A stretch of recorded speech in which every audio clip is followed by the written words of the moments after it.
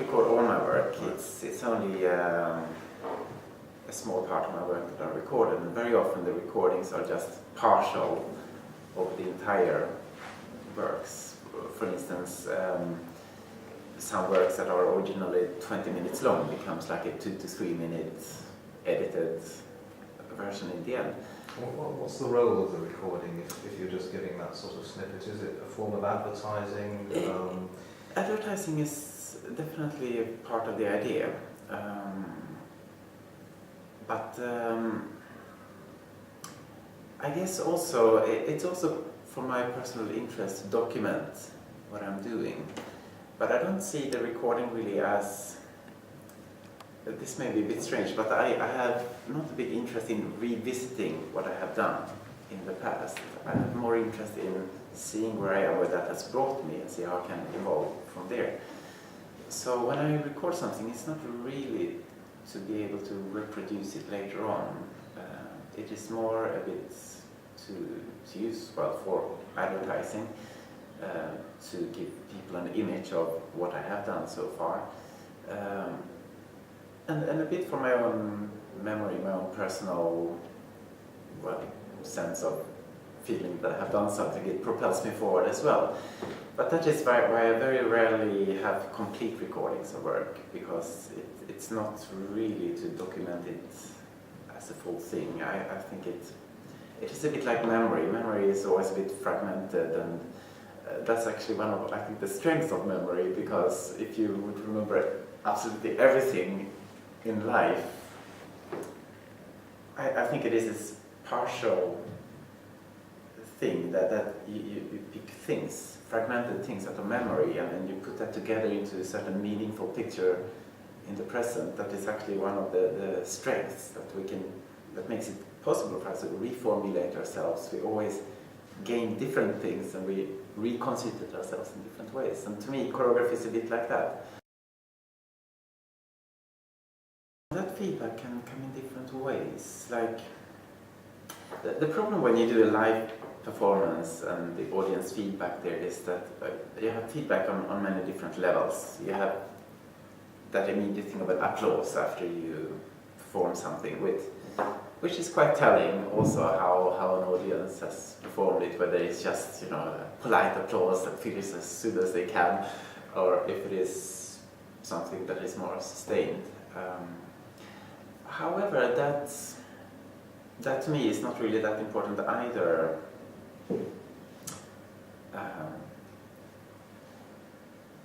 Okay, another thing, maybe I jump a bit here, but then after a performance, usually people come up, give some comments. However, it's usually the people that like it that will come up. It's the people that don't like it that usually kind of disappears and they don't really give you any feedback. So that is also a very uncertain way of actually knowing what a wide range of different people thinks. It's a very selected range of people that actually comes up to you and approaches you. However, those that does, that's often it is very, very encouraging, because the people that come up, usually they have got something special out from it. So I guess that working as a choreographer, to me, that is one of the greatest sources of external encouragement. It is this personal connection, someone that actually, the work means something for someone, they come up, they express that.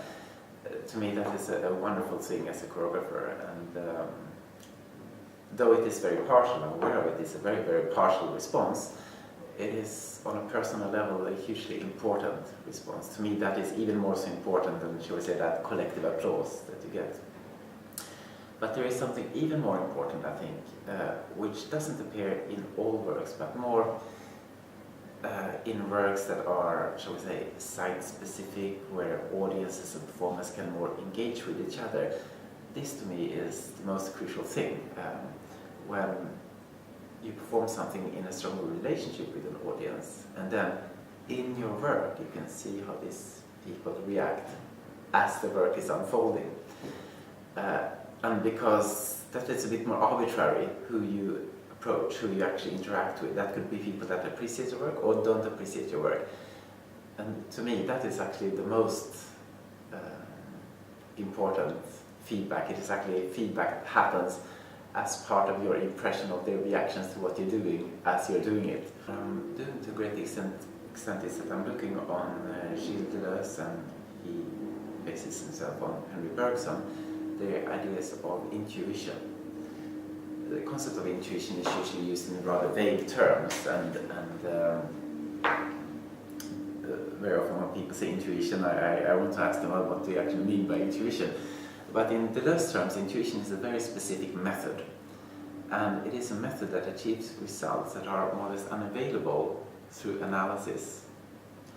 And I think that when I talk about that reaction, it is more,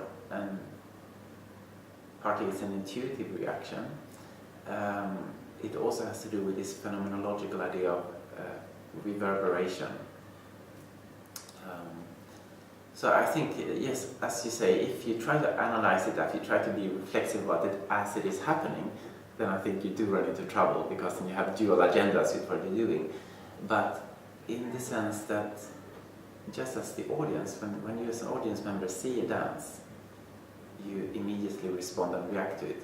So as a performer, when you're encountered within the audience becomes part of you become in a sense also part of the perceiver, and the audience becomes part of the performer, and you react to that immediately. It's like a reversal of roles, or rather you fuse into each other roles.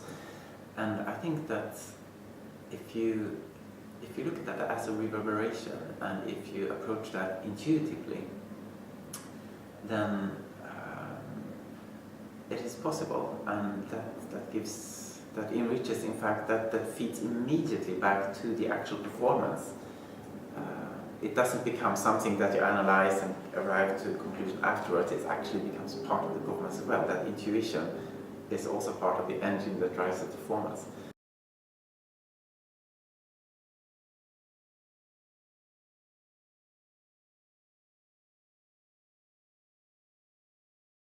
Particular kind of feedback I'm talking about here, I don't think it is present, or at least it's not obviously or strongly present in all kinds of performances. In a particular kind of performance where you have a very immediate audience-performer interaction, or rather when that audience-performance distinction is partly cancelled out. It doesn't really happen so much in my experience in the theatre, where you have all these theatre lights that blinds you, you actually don't see the audience in most cases, and your world is kind of the stage. So it's not always applicable, but when it happens, to me, that is probably, like I said, the most important kind of feedback.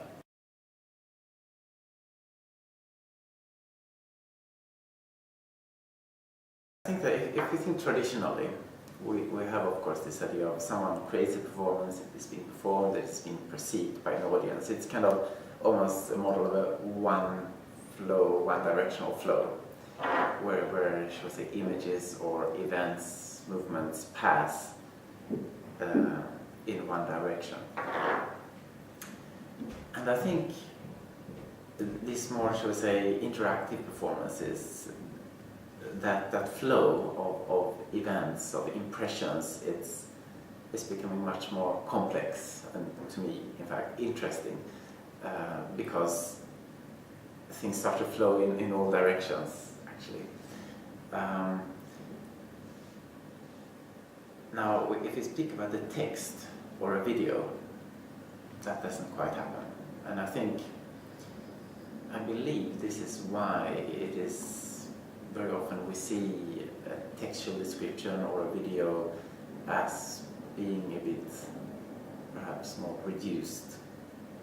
Because even on stage, even if there is a strict hierarchy in terms of that performance performed on the stage, audience is in the auditorium and they listen, we still have some limited sense of reaction, feedback.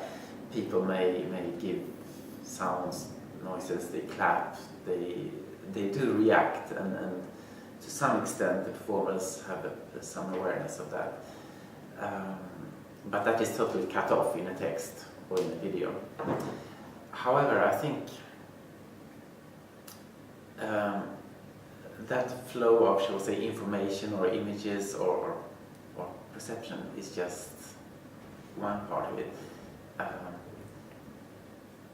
Also, this is a bit difficult to explain in short terms here, but also during my doctoral research, I'm talking about this idea of subjectivity that enlarges beyond the individual of one singular body. I call it the meta-subject, and just as we, in psychological terms, we speak about a consciousness and an unconsciousness, so we can say, not in psychological, but in more actually technical terms, a meta-subject also has a conscious and an unconscious. Now, the video that we will see here as a result of these two cameras that are presented to me, the image that the audience of this particular video will see is actually very much influenced by the positioning of these cameras. Of course, Simon's interaction with these cameras, the way that he has chosen to frame me, the way I have been positioned or allowed to be positioned in relation to the background, the whole context. Simon, who is the technician here for the cameras, is part of that meta-subjective unconscious, if you see my point. Just as now I look somewhere where the audience don't know who I'm looking at, right? Because there is another person here, which also is part of what influences my performance, which is perhaps not that obvious to the audience, but it is there. It has a very real influence. So this is the thing, just because we think that information flows in a certain ways, it actually resonates, it reverberates, and it affects, in the end, it actually affects the reader of a text, the perceiver of a video. There are so many things that we don't normally think of as being part of the performance that actually has a very real, actual impact on how we perceive things.